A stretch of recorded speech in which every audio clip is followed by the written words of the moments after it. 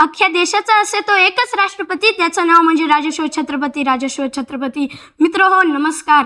तुम्हाला इतिहासाबद्दल काही ना काही माहीतच असेल. काही राजे शूर आणि पराक्रमी होते. त्यांनी त्यांच्या तलवारीच्या जोरावर त्यांची राज्य स्थापन केली. काही राजे पुण्यवान आणि काही अत्याचारीही होते. या पुण्यवान राजांच्या यादीत ज्याचं नाव सर्वप्रथम घेतले जातं त्याचं नाव म्हणजे छत्रपती शिवाजी महाराज. जग जिंकणाऱ्या सिकंदर आणि नेपोलियन बोनापार्ट यांची नावे सर्वप्रथम घेतली जातात, पण त्यांची राज्ये त्यांच्या नावाने ओळखली जात होती. पण छत्रपती शिवाजी महाराजांचं राज्य शिवराज्य म्हणून नव्हे तर स्वराज्य म्हणून ओळखली जात होते. प्रत्येक माणसाला, प्रत्येक शेतकऱ्याला आणि प्रत्येक मुलाला असे वाटत होते हे राज्य माझे आहे. म्हणून शिवराय आजही मान ठरतात. तुम्हाला एक छोटीशी गोष्ट सांगतो. शिवराय राज्यात फेरफटका मारण्यासाठी निघाले. त्यांच्यासोबत काही तुरळक सैनिकी होते. ते शस्त्रसज्ज होते. त्यांच्या हातात तलवार आणि पाठीवर ढाल होती. ते एका शेताच्या बंधाऱ्याने जात असताना एका शेताच्या बंधाऱ्यावर एक मुलगा उभा होता. त्या सैनिकांना बघून त्या मुलाला खूप राग आला. त्याला असे वाटले की हे सैनिक माझ्या राज्यावर आक्रमण करण्यासाठी आलेले आहेत.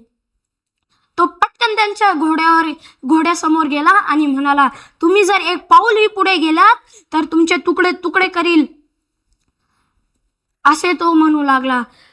गंमत अशी की त्याने त्याच्या आयुष्यात शिवाजी महाराजांना कधी बघितलेच नव्हते. त्या काळी शिवाजी महाराजांचे फेसबुक प्रोफाईलही नव्हती, इंस्टाग्राम अकाउंटही नव्हते. पण या गोष्टीचं तात्पर्य एवढंच की शिवाजी महाराजांनी त्यांचे राज्य स्थापन केले ते स्वतःसाठी नव्हे तर हे सर्वसाधारण जनतेसाठी. आपल्या इथे एक शहर होतं औरंगाबाद नावाचं. महाराष्ट्र शासनाने त्याचं नाव बदलून छत्रपती संभाजीनगर केली. माझी मागणी होती, आपल्या सर्वांची मागणी होती.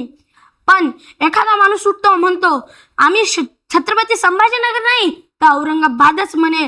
तर छत्रपती संभाजी महाराज की जय ही जय म्हणणारी आपली धगधगती मनकं शांत का बसतात याचा मला सर्वात मोठा प्रश्न बनतो. अरे ज्यांची ही माती आहे आपल्या मायबाप समान असणाऱ्या राजांवर याच महाराष्ट्रात टीका केली जाते. अरे त्यांनी त्या काळी त्यांच्या काळी हे राज्य स्थापन करण्यासाठी किती कष्ट सहन केले आणि आपण त्यांच्यावर टीका करतो. अरे थोडीशी लाज वाटू द्या रे. तुम्हाला काही लाज लज्जा शरम आहे की नाही?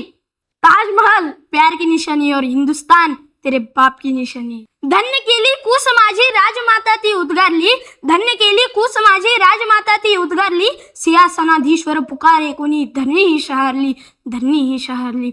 मुलांनो, आता एक नवीन चित्रपट निघाला होता पुष्पाराज नावाचा.